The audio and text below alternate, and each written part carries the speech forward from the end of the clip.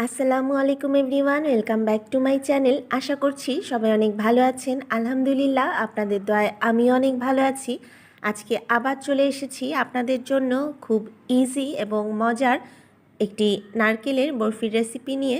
তো আশা করছি রেসিপিটি আপনাদের কাছে ভালো লাগবে।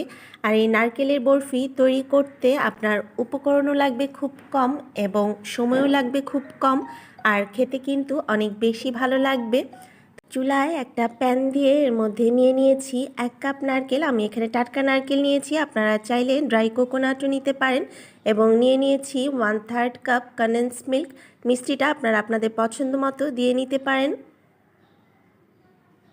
নারকেল এবং কনডেন্স মিল্কটা ভালোভাবে মিক্স করে নিব।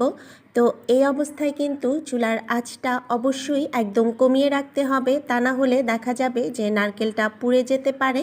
এবং অবশ্যই এটা একদম নেড়ে চেড়ে ভালোভাবে আঁচ করে নিতে হবে।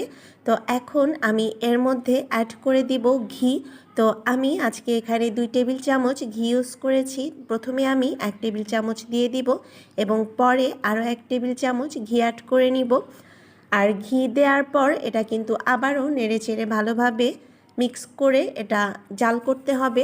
আসলে এই বরফিটা হচ্ছে একদম শর্টকাট পদ্ধতিতে কিভাবে নারকেলের বরফি তৈরি করা যায় সেটাই আপনাদের সাথে শেয়ার করেছি।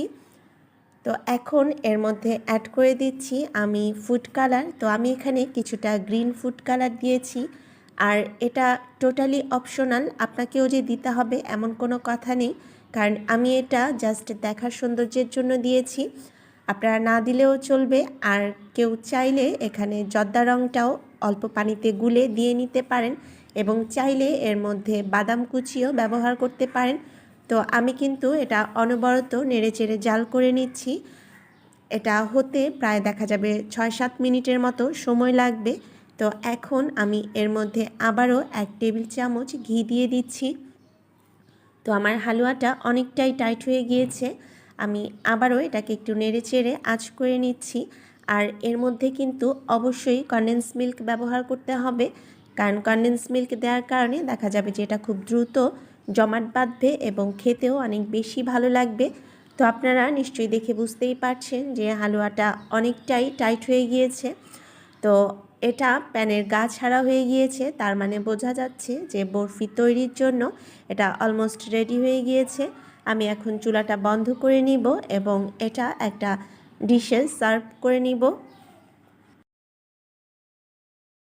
এরকম একটা কাচের বাটিতে আমি একটু ঘি ব্রাশ করে নিয়েছি। এখন হালুয়াটা এর মধ্যে ঢেলে নিব এবং একদম সমানভাবে এই বাটির মধ্যে হালুয়াটা সেট করে নিব।